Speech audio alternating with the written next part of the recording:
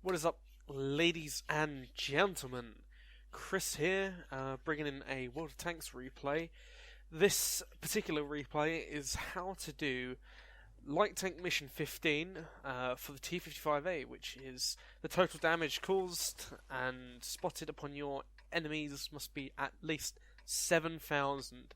But the trick up the sleeve is also surviving the battle, so you need to have a good balance in between being aggressive and passive in your scouting at the same time. So, everyone's favourite map here, I'm going to slow it down just a little bit for the start.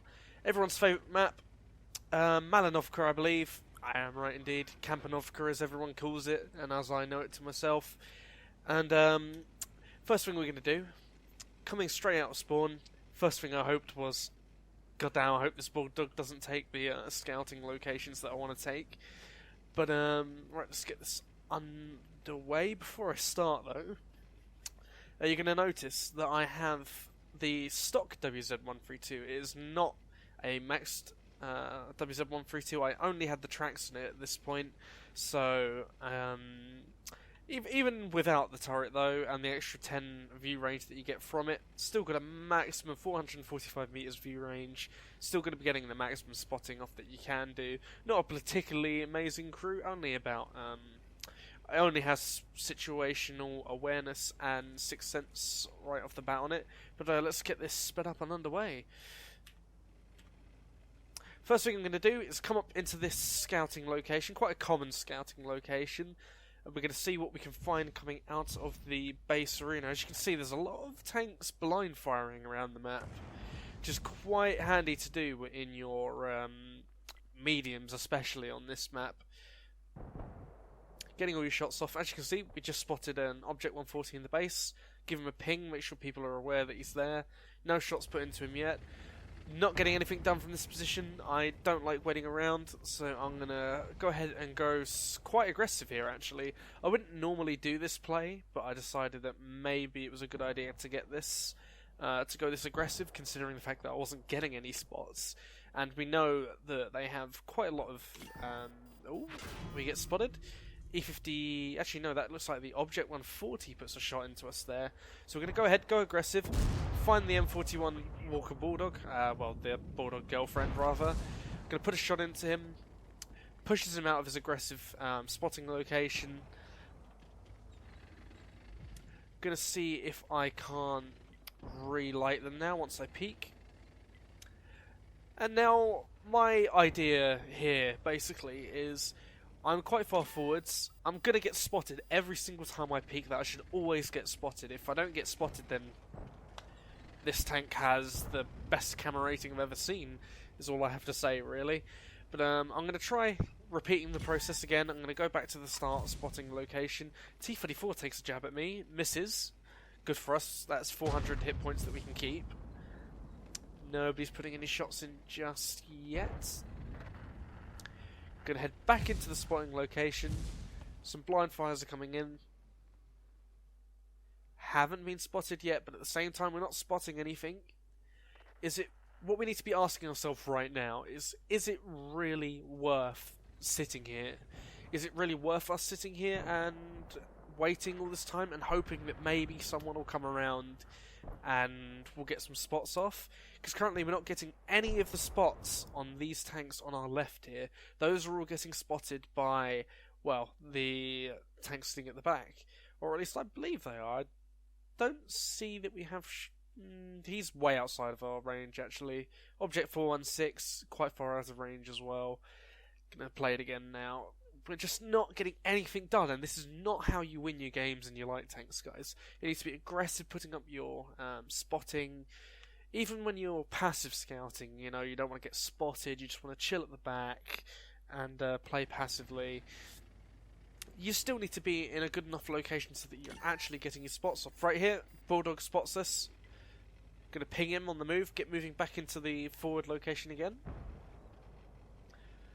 Take a quick break. Get in here. Oh, Object 140. Put a shot into him. Hits his tracks. Put another shot into him. Penetrates the side armor. Another shot into the Bulldog. spotting all these tanks at the moment. We're even spotting that T-55A that's crossing out in the open. Gonna keep going backwards and forwards to light them.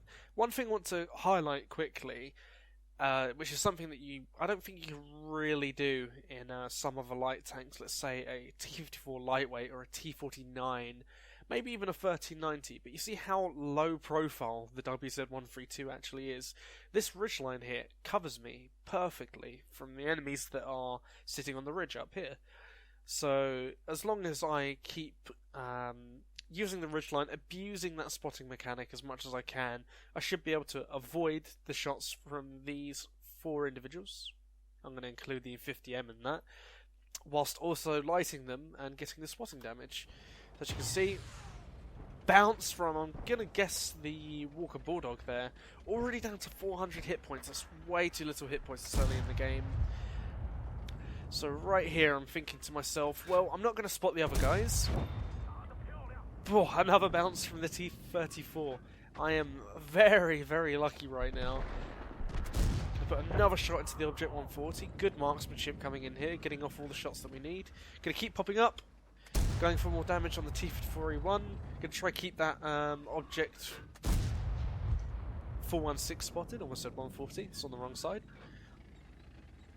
Now I decided those guys are pretty much out of my way, right? I'm not going to be able to spot any of the guys in our base. But then they start capping. So this is where my opportunity comes along. I'm going to get into this forward spotting location here.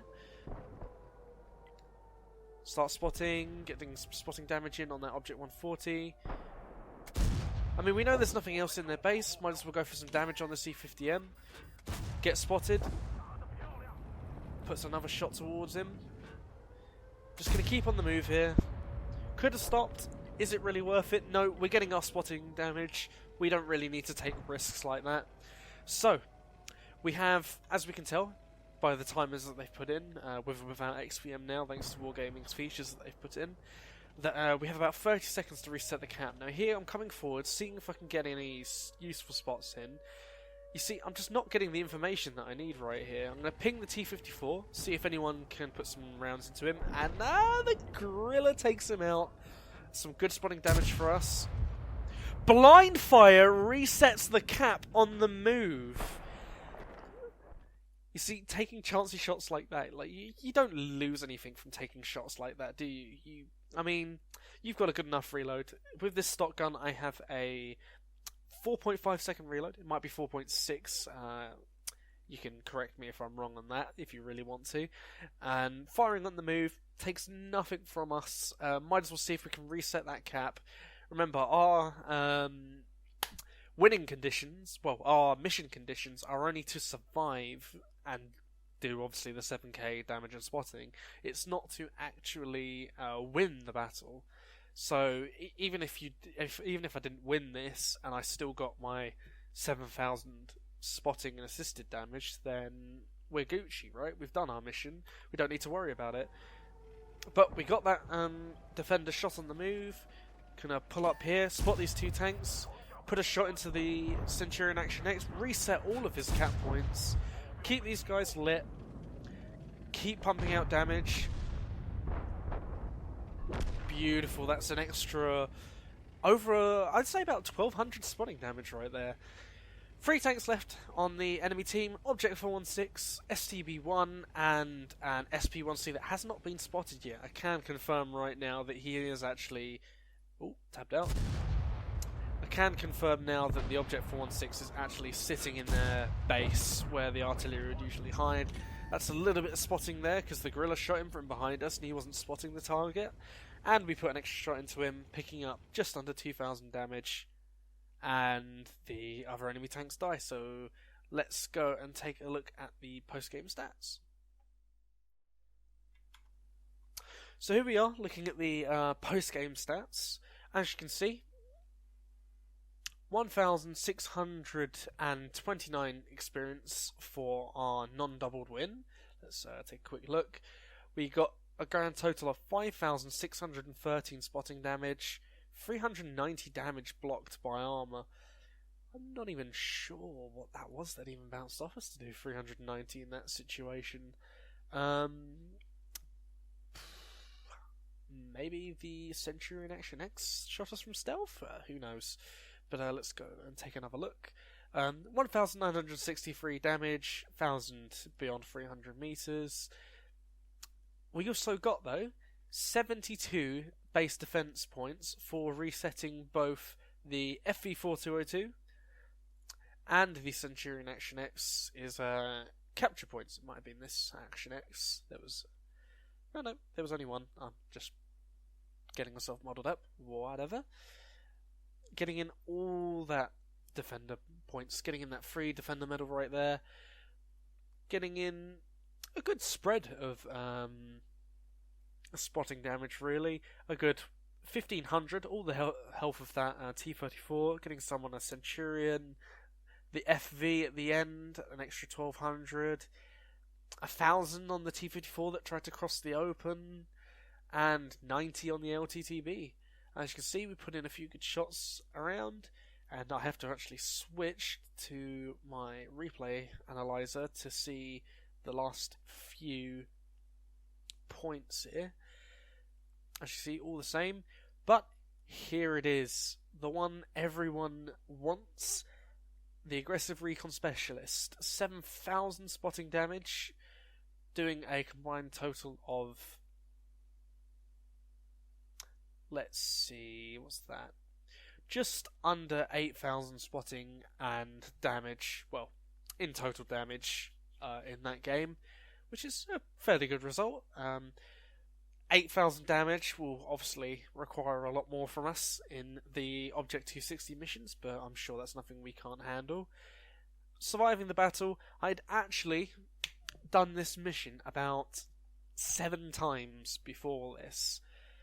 Possibly 6, somewhere in the range of 7. I actually did it 3 times with friends at one point. However, I always mess up on surviving.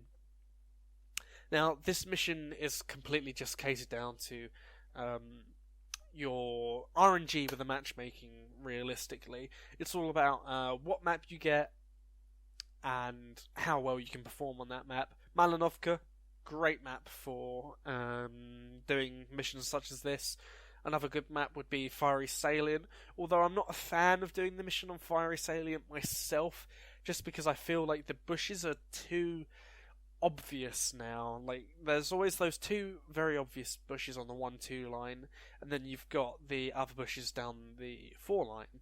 And yeah, sure, you could take your chances and go with it, but I really feel like people are just playing around them nowadays. People don't want to drive forwards, they don't want to push that W key anymore, just because they always know that there's going to be someone in that damn bush. So I feel like it's just better to have it on a map like this.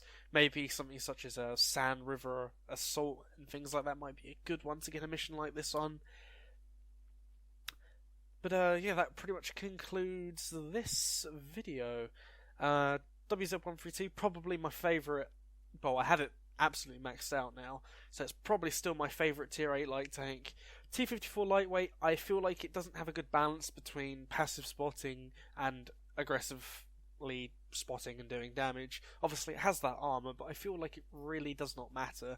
I would much rather have the stealthy light tank such as the WZ, which has better penetration, arguably a better performing gun, although not really. I think it has about the same aim time, however it has more dispersion over 100 meters, so you have to be careful with that, really. Although the 190 base pen is always nice, especially with that nice APCR pen that you get in there. I think it's a 250, whereas the T-54 lightweight only gets the 245. But yeah, that concludes the videos. Thanks for watching, guys. I'm going to try and get some more water tanks up there, I think, depending on how these few videos that I've uploaded come along, and we'll see how it goes.